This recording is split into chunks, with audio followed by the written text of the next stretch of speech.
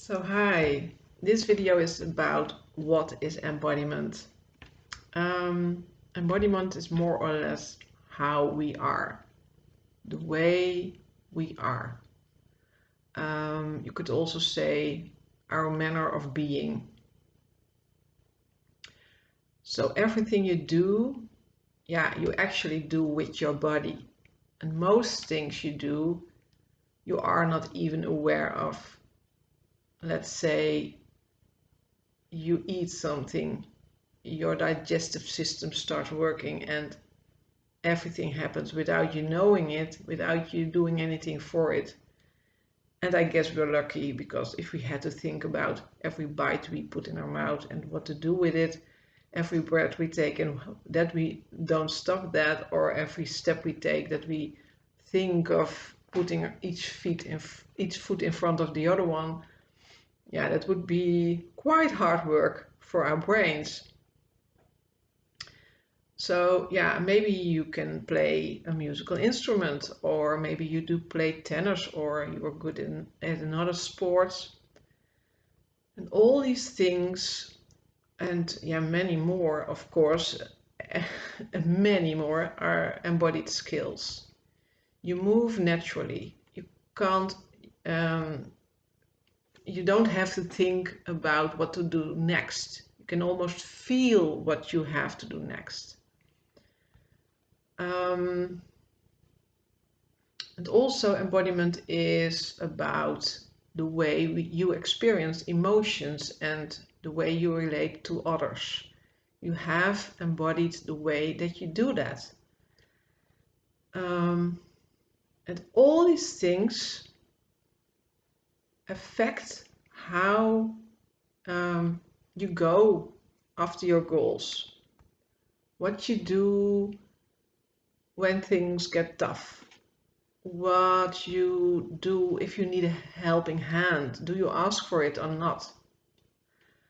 And many more things, of course. And a lot of these things, a lot of the ways of doing things have once in your life been a choice. And probably before you were aware that you could think, before you were aware of your own thoughts, it was already a choice. It's all learned behavior, learned from looking at your role models in early life, and learned from life itself and choosing to do what felt safe in the time you chose. And a lot of these chosen ways of acting and handling things stay with us and become part of how we are, a part of our embodiment. And so embodied practices can help to become aware of our way of being, and it can also give us choice of other ways, possible ways of doing things. So you learn through embodiment practice how you handle things, how you do things, and then you learn through different embodiment practices other possibilities of choosing while doing these things differently. And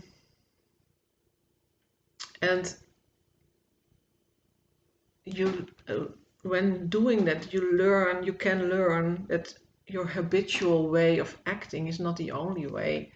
And maybe in the now, as probably when you're looking at this video, a grown-up, it could be not the most fitting way, because it has been a choice from the past, from when you were small.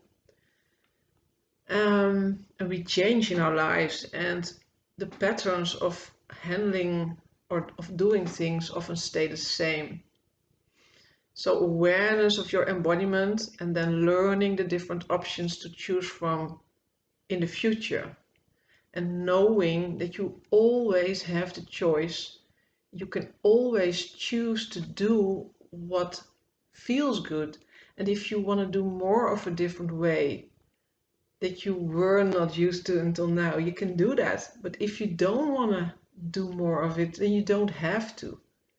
It's always a choice.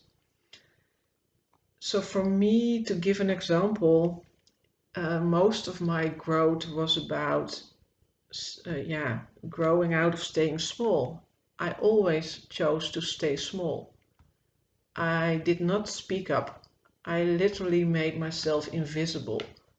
No, not literally, but I made myself physically small. So through embodiment, I learned that how it feels to be I learned how it feels to be seen more, to make myself less small and later even big.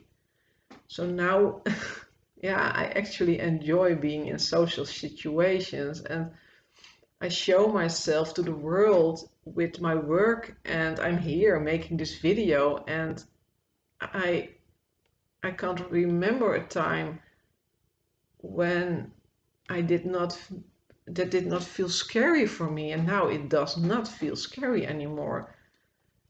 So there's been so much change, and that's why this work is so important to me. That I would love people to know about the possibilities, that if you want to change from a habitual way of being to another new habitual way of being, it can be done. And maybe it won't become a habit. That's okay. Maybe it will just be a possibility to choose from in the future. But you have the choice, and you know that, and that gives so much freedom. And for me, I make plans now, and I actually can feel the possibility that to make them real in the future. And the idea of that happening, yeah, it's just wow.